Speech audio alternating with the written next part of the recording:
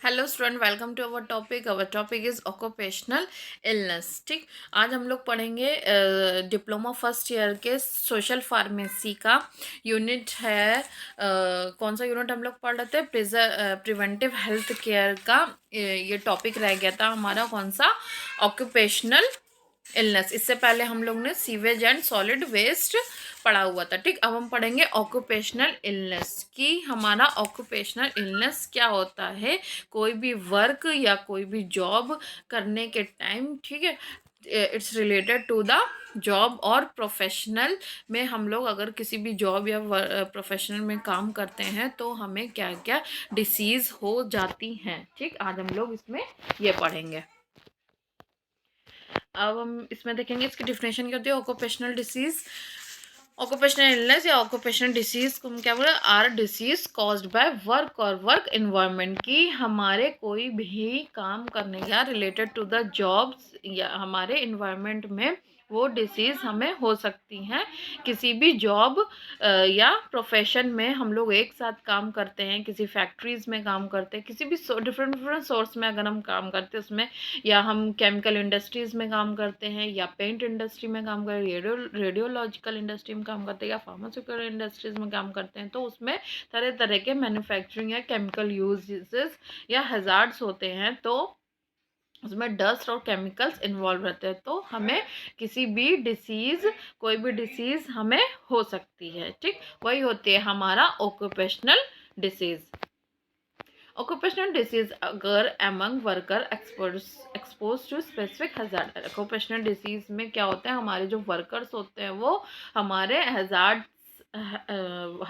से गुजरते हैं। ठीक, it some situations may also occur among the general community as a consequence of contaminated of the environment from the workplace। ठीक, अगर हम लोग जो हमारे जनरल कमिटीज़ होती हैं, ठीक, वो हमारे इन्वायरमेंट में अगर हम लोग कोई भी किसी भी फैक्ट्रीज में काम करते हैं, या एग्जांपल उसके हमारी लेड या पेस्टिसाइड्स की फैक्ट्रीज में भी अगर हम काम करते हैं, तो क्या होता है कि हमें क्या, किसी कोई भी डिसीज़ हो सकती है। हमें डस्ट और केमिकल्स के बीच में गुजरना होता है। The occupational disease occurs as a result exposure to physical, chemical, biological और physiological factor in the work place.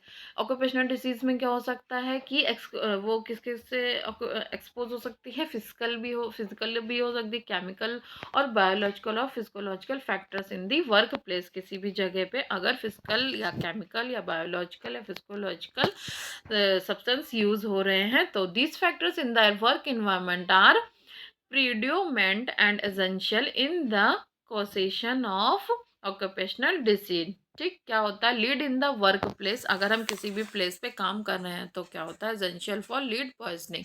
ठीक, कोई भी पॉइजनिंग का भी अगर किसी भी फैक्ट्री में काम हो रहा है तो फिर क्या होता है? सिलिका और सिलिकॉस,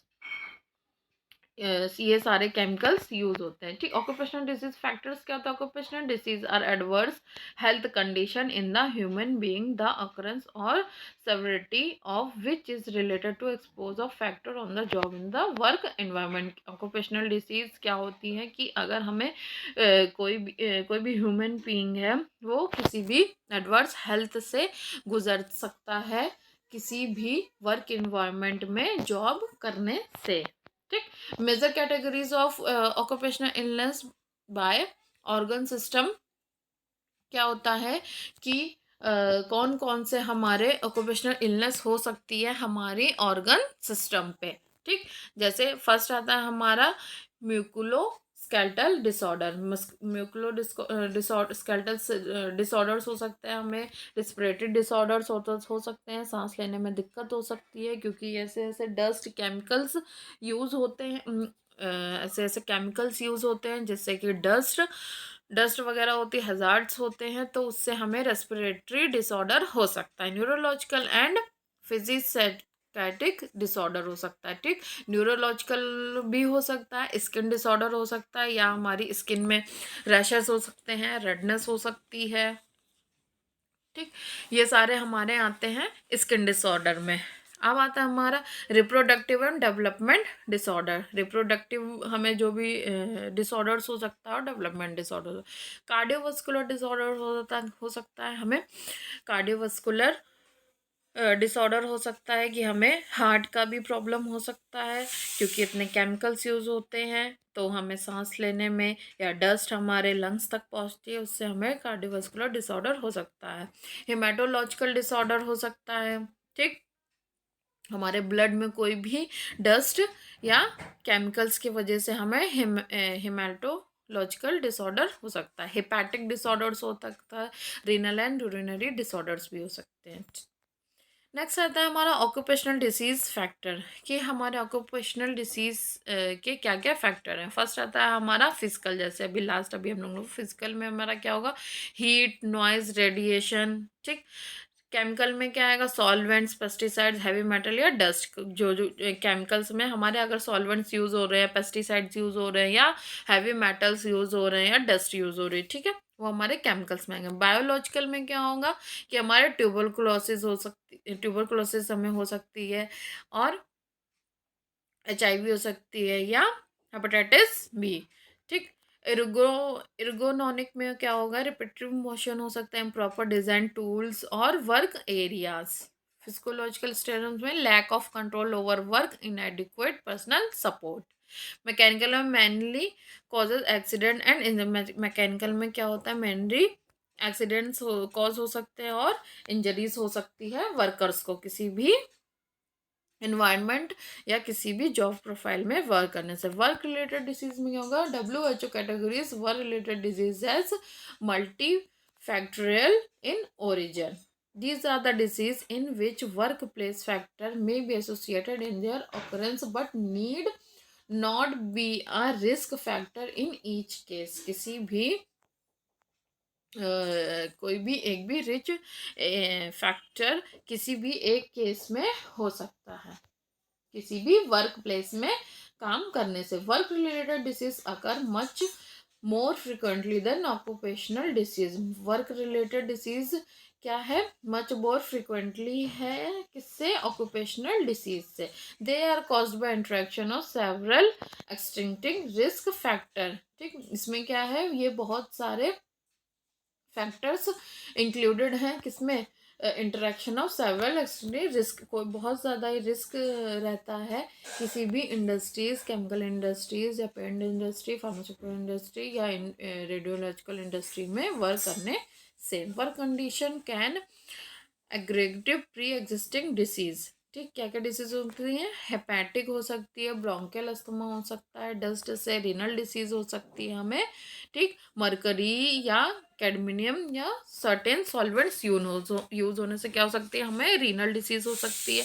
हिप्नेटिक डिसफंक्शंस हो सकता है किससे, कोई भी हाइड्रोकार्बन्स ये सब यूज होने से, ठीक। ब्रोंकियल अस्थमा हो सकता है, can be aggregated by dust किसी कोई भी डस्ट यूज होने से हमें क्या हो सकता है, ब्रोंकियल अस्थमा, ठीक। Frequently seen in the general community.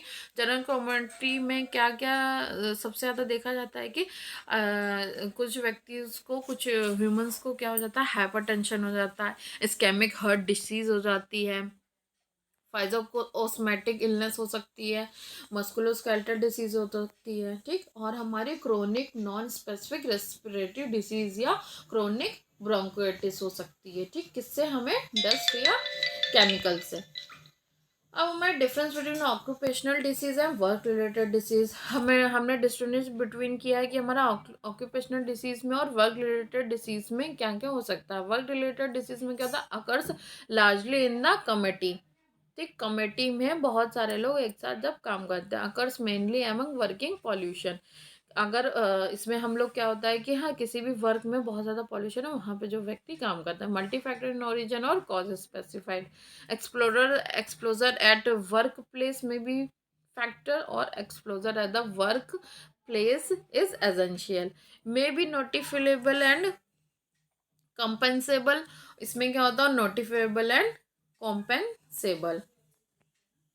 Cost of occupational work related disease में हमारा ये पूरा ग्राफ दिया हुआ है कि कितना कितने परसेंट हमें कौन कौन सी डिसीज हो जाती है। ठीक, ये पूरा हमारा ग्राफ दिया हुआ है कि कितने परसेंट ट्यूमरस हो सकता है, सीएनएस हो सकता है, रेस्पिरेटरी डिसीज हो सकती है, या एक्सीडेंटल्स हो सकते हैं, या स्किन डिसीज होती है, कितने कितने परसेंट हो डिसीज हो जाती है हमारी ऑक्यूपेशनल और वर्क रिलेटेड डिसीज में। ठीक,